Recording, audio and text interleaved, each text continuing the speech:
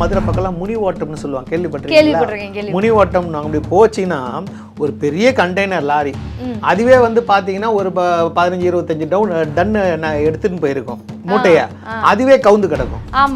அது எது மேலேயும் மோதாது. ஆக்சுவலா எது மேலேயும் பிரேக் அடிச்சா கூட இப்படி விழலாம், அது கரப்பாம்பூச்சி மாதிரி விழுந்து கிடக்கும். ஸோ இது எல்லாமே அந்த முனி ஓட்டம்.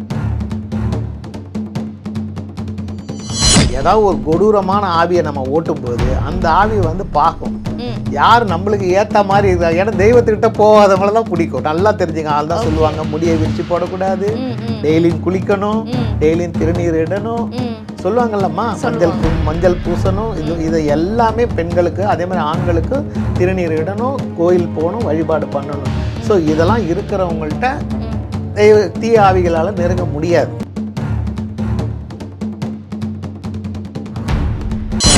மஞ்சள் எல்லாத்தையுமே கலந்து கல்லுப்பு, ஸோ இது எல்லாத்தையும் நம்ம தூவி விட்டுட்டு அடுத்த நாள் காலையில் அதை வந்து வெள்ளிக்கிழமை வியாழக்கிழமை அன்னைக்கு பண்ணிட்டு வெள்ளிக்கிழமை இரவு அதை போய் எரிச்சிடும். நம்ம வாசலில் எரிச்சிட்டனாலே வீட்டில் இருக்க தீய சக்திகளும் போயிடும். ஆவிகள் வந்து வேற வேற உருவம் எடுக்கும், இந்த மாதிரி நிறைய கேள்விகள் இருக்கு.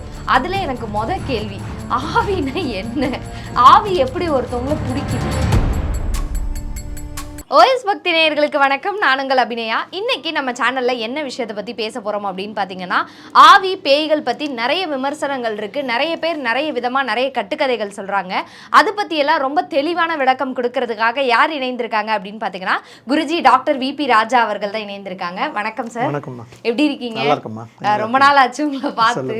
ஸோ நிறைய விஷயங்கள் வந்து நம்ம தொடர்ந்து ஒரு டைமும் புது புது விஷயங்கள் பேசியிருக்கோம். பட் இந்த டைம் நான் என்ன கேட்கலான்னு இருக்கேன்னா, ஆவிகள் பற்றி நிறைய விஷயங்கள் சொல்கிறாங்க. இந்த மாதிரி ஆவிகள் வந்து எங்கே இறந்ததோ அங்கே தான் சுற்றிக்கிட்டு இருக்கோம், அதே மாதிரி வந்து ஆவிகள் வந்து வேற வேற உருவம் எடுக்கும், இந்த மாதிரி நிறைய கேள்விகள் இருக்குது. அதில் எனக்கு கேள்வி, ஆவினா என்ன? ஆவி எப்படி ஒருத்தவங்களை பிடிக்குது? அதாவது ஆவிகள் வந்துமா ரெண்டு விதமான ஆவிகள் இருக்குது, நல்ல ஆவிகள் இருக்குது, கெட்ட ஆவிகள் இருக்குது. இது வந்து எப்படின்னா, இப்போ நல்ல துர்மரணம் அடைந்தவளோ விபத்துலேயோ இல்லை வந்து இயற்கை துர்மரணம், அதாவது வந்து இயற்கை இல்லாமல் செயற்கையாக மரணம், அதாவது நடுவில் வந்து வியாதி வந்து கஷ்டப்பட்டு ஒரு கேன்சர்லேயோ இல்லை வேற மாதிரி இதுலேயோ டப்புன்னு அவங்களோட இது மரணம், அதாவது அவங்களுடைய வந்து ஆசைகள் நிறைவேறாமல் இறக்குறவங்க தான் முக்கால்வாசி ஆவிகளாக மற்றவங்களை பிடிச்சி அவங்க மூலயமா ஆசைகளை நிறைவேற்றிக்கிறாங்க. இயற்கையான மரணம் உள்ளவங்க வந்து ஆவி நல்ல ஆவியாக அவங்க வந்து அவங்க முறைப்படி மேலே வந்து போயிடுறாங்க. சரிங்களா? இது ஃபர்ஸ்ட் தெரிஞ்சுங்க.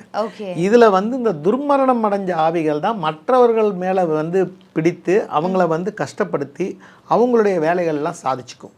ஆனா அவங்க யாரை பிடிச்சிருக்கோமோ அவங்களோட வாழ்க்கை வந்து சின்ன பின்னம் ஆயிடும். இப்போ மனைவி இருந்தாங்கன்னா ஒரு ஆண் மேலே பிடிக்குதுன்னா போயிடுவாங்க, இதே ஒரு பெண் மேலே அந்த ஆவி பிடிக்குதுன்னா கணவன் விட்டு போயிடுவான். அந்த குடும்பத்தில் நிம்மதி இருக்குமா? இருக்காது. கண்டிப்பாக அவங்க செயல்பாடுகள் மாறும். இந்த மாதிரி தான் ஒரு குடும்பத்திலையும் இந்த ஆவிகள் வந்து பழி பிடிக்குது. அப்புறம் இதில் பழி வாங்குற ஆவின்னு இருக்குது. இப்போ ஒருத்தவங்க இருக்கிறாங்க, ஒரு 3 பேர் நண்பர்கள் இருக்காங்கன்னா அந்த 3 பேரும் போயிட்டு தண்ணி அடிச்சுட்டு சுற்றிக்கிட்டு இருக்காங்கன்னும் போது அவங்க 2 பேருக்கு கல்யாணம் ஆயிருக்கும், ஒருத்தர் மனைவி இருப்பாங்க, ஒருத்தனும் கல்யாணம் ஆகாது. அப்போ இவங்களுக்கு ஏதாவது தவறான உறவுகள் கள்ள தொடர்பு ஏற்பட்டு அப்போ இவன் அந்த கணவனை அந்த ஃப்ரெண்டை வந்து குடிச்சு கூட்டுன்னு போயிட்டு நம்மளும் எவ்வளோ படம் பார்த்துருக்கோம், நியூஸ்ல கேட்டிருக்கோம், வெட்டி போட்டுருவான். வெட்டி போட்ட உடனே அவன் வந்து அந்த பெண்ணை எவன் வந்து பண்ணோன்னா அவனை வந்து பழி தீர்த்துருவான் அந்த ஆவி. இந்த மாதிரி பழி வாங்குற கோராவிகளும் உண்டு. புரியுது. ஸோ அப்போ இந்த மாதிரி ஒரு விஷயம் இருக்குல்ல சார், இப்போ ஒரு வீட்டில் வந்து சூசைட் பண்ணிக்கிட்டாங்கனாலோ இல்லை அவங்க உயிரை அவங்களே மாற்றிக்கிட்டாங்கனாலோ இல்லை வந்து ஏதோ ஒரு காரணத்தினால அவங்க இறக்குற சூழ்நிலை ஏற்படுது, அவங்க அந்த இறப்புக்கு காரணமாக இல்லைன்னு கூட வச்சுக்கோங்களேன், அந்த மாதிரி ஒரு இப்படி சிம்பிளாக சொல்லணும்னா ஒரு வீட்டில் இறக்குறவங்களோ இல்லை வந்து ஏதோ ஒரு பிளேஸில் இறக்குறவங்க, இப்போ ரோட்டில் நாங்கள் சில படம்லாம் பார்த்துருக்கோம், ரோட்டில் ஒரு ஆக்சிடென்ட் ஆகி இறந்துட்டா அந்த இடத்தவே ஆவி சுற்றிக்கிட்டே இருக்கும், அந்த மாதிரி விஷயங்கள்லாம் உண்மையா சார்? உண்மைமா, 100% உண்மை. அதில் தான் இப்போ நம்ம அரசாங்கமே என்னன்று தெரியாமல் இந்த விபத்து பகுதின்னு போட்டிருப்பாங்க. நீங்கள் நிறைய இடத்துல கவனிச்சிருப்பீங்க. இப்போ நான் ட்ராவல் பண்ணுறதால சொல்கிறேன். இப்போ எனக்கு இந்த இதில் நான் துறையில் இருக்கிறேன், சரி எனக்கு இந்த இடத்துல ஆவி கிராஸ் ஆகும், இந்த இடத்துல ஆவி இருக்குன்றது தெரியும். ஒரு சிலவங்க நீங்கள் யோசிச்சு பார்க்குற மாதிரி இருக்கும், ரோடு நல்லா இருக்கும். ஒரு டேர்னிங், ஒரு டெட் டேர்னிங்னா நம்ம அந்த இடத்துல வந்து விபத்து அடிக்கடி ஏற்படுறதுக்கு சான்சஸ் இருக்கு.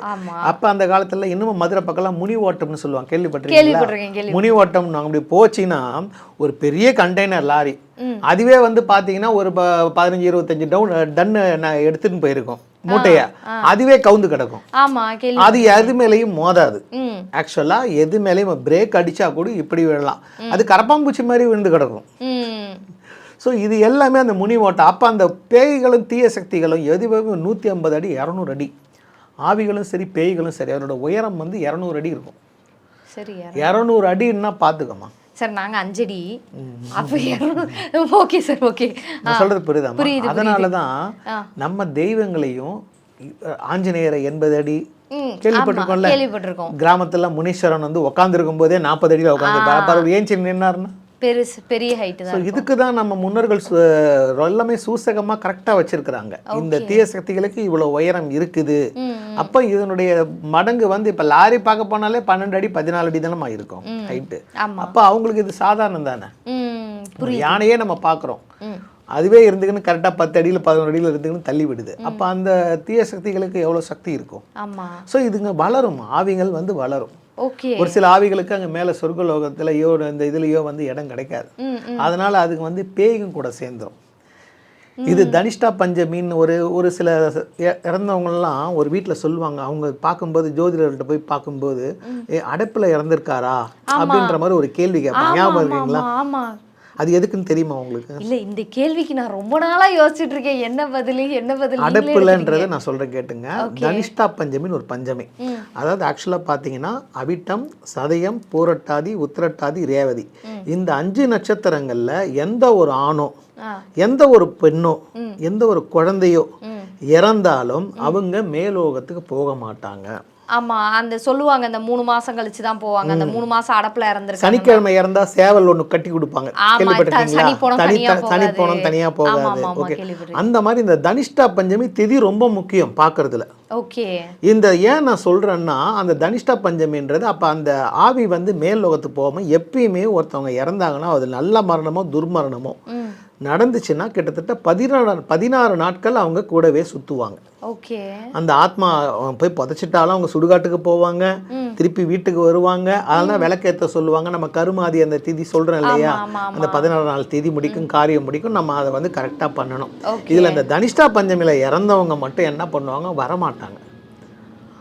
அவங்க அந்த அடுப்புல இருக்கிறதால அவங்க வேற பேய்கள் வந்து நிற்கும். கரெக்டாக அந்த திதியில் பிறந்தவங்களுக்கு பேய்களுக்கு தெரியும், அந்த உலகத்தில் தெரியும். ஓ, இங்கே தனிஷ்டா பஞ்சமியில் இறந்துட்டாரு, அப்போ இவர் நம்மளுக்கு தான் உதவி செய்வார், இவர் நம்ம இனத்தை சேர்ந்தவர்னு சொல்லிட்டு அவரை கூட்டிட்டு போவோம். ஓகே, அதனால தான் இந்த சாங்கியம்லாம் கரெக்டாக பண்ணுறது. ஓகே, நான் சொல்றது புரியுதுங்களா? புரியுது. இப்போ இன்னும் இந்த விஷயத்தையும் நீங்க சொல்லுவீங்க, கேள்விப்பட்டிருப்பீங்க. இப்போ ஒருத்தர் தனிஷ்டா பஞ்சமியில் ஒரு வயசானவர் இறக்குறாரு, அவருக்கு பேரம் பேத்தி இருக்கு. இந்த வீட்டில் அந்த பையன் குழந்தை தூங்கி இருக்கும்போது திடீர்னு ஒரு 12 மணிக்கு ஏஞ்சி தாத்தா என்னை கூப்பிடுறாரு, தாத்தா அங்கே நிற்கிறாரு, தாத்தா என்ன வான்னு சொல்றாருன்ற மாதிரிலாம் புலம்புவாங்க. இப்படி இறந்தவங்களும் இல்ல, நிறைய பேருக்கு நார்மலா இறந்து போனவங்க கனவுல வந்து வான்னுவாங்க. அது அடுத்த டாபிக். அது வந்து செய்வினை, அது செய்வினையில இறந்தவங்க.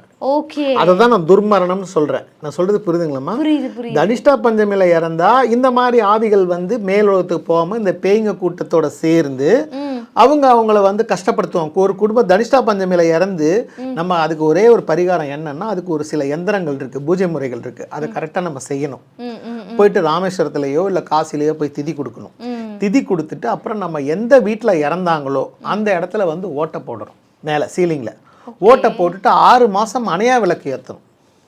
6 மாசம் அணையா விளக்கு, அவங்களுக்கு தண்ணி வைக்கணும். கிட்டத்தட்ட இதை கரெக்டாக செஞ்சாங்கன்னா அந்த அடைப்பு வந்து போயிடும்.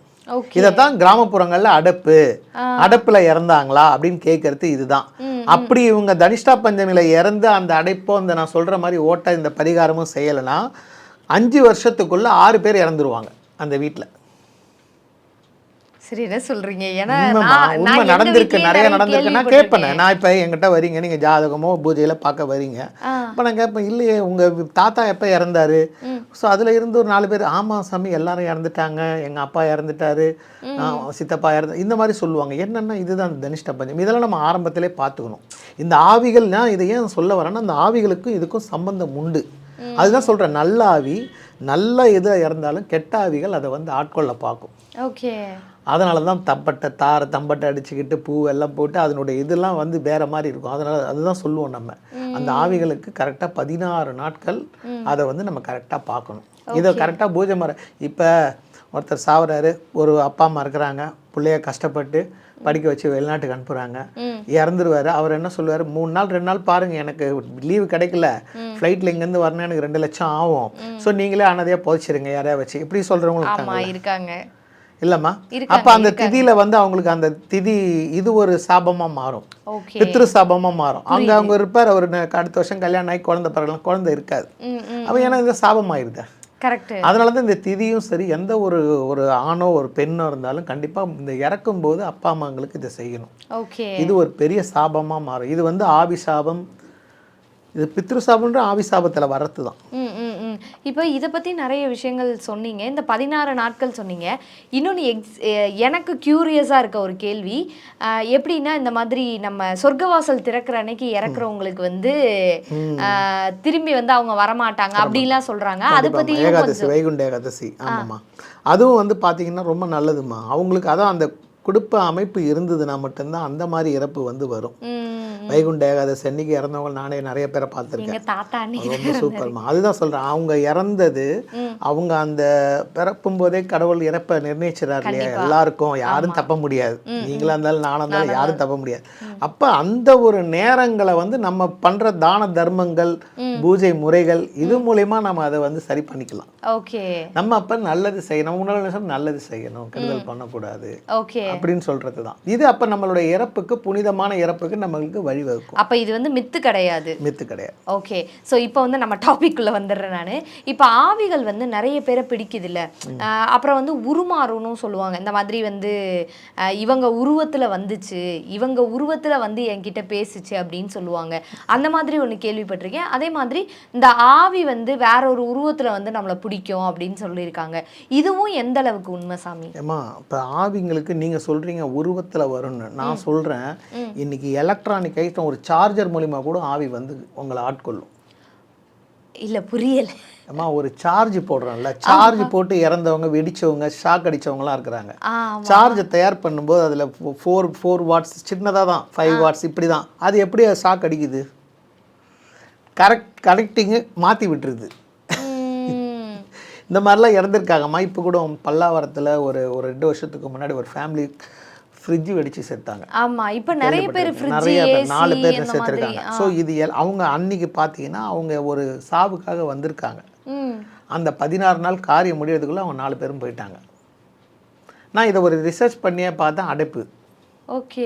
சும்மா இப்போ நம்ம அந்த துறையில் இருக்கும்போது நம்மளுக்கு ஒரு கேள்வி வரும்ல, இது உண்மையா இல்லையா, சரி இதில் எப்படி இவங்க இறந்துருக்காங்க, இது எப்படி நடக்குது, நம்ம ஒரு சிலவங்கலாம் போயிட்டு போவாங்க. இப்போ நீங்கள் இதுவும் ஒரு சாதாரணமாக பாருங்கள், ஒரு வயசான புருஷன் பொண்டாட்டி இருக்கிறாங்க, ரொம்ப பாசமாக இருப்பாங்க, பிள்ளைங்க எல்லாம், திடீர்னு வீட்டுக்காரர் இறந்துட்டாருன்னா அடுத்த ஒரு மணி நேரத்தில் இவங்களும் இறந்துடுறாங்க. இது ஜாதகத்திலே சொல்லுவாங்க. சார் நான் வந்து எங்கள் வீட்டுக்காரர் கூட நான் இறப்பேனா கேள்வி கேட்பாங்கல்லம்மா, நான் முன்னாடி இறப்பேனா பின்னாடி இறப்பேனா. நம்ம இது ஸ்திரி தீர்க்க பொருத்தத்தில் பார்த்து சொல்லுவோம்.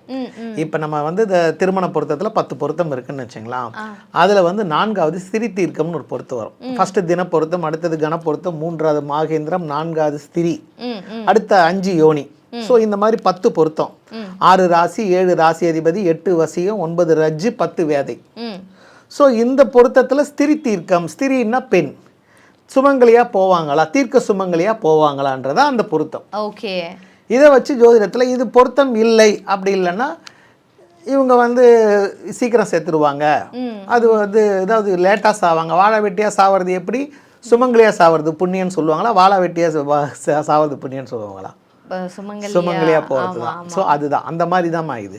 ஸோ அப்போ அந்த ஆவிகளுக்கு இந்த மாதிரி வந்து ஒரு சில ஆவிகள் வந்து தன்னுடைய மனைவி மேலே ரொம்ப, ஏன் அதை சொல்கிறேன்னா, தான் மனைவி மேலே ரொம்ப பாசமாக இருந்த, ஐயோ நம்ம பிள்ளையே சரியாக பார்த்துக்கலையே, நம்மளே வயசான காலத்தில் சொல்லிட்டு மனைவியும் கூட்டுன்னு போயிடும்.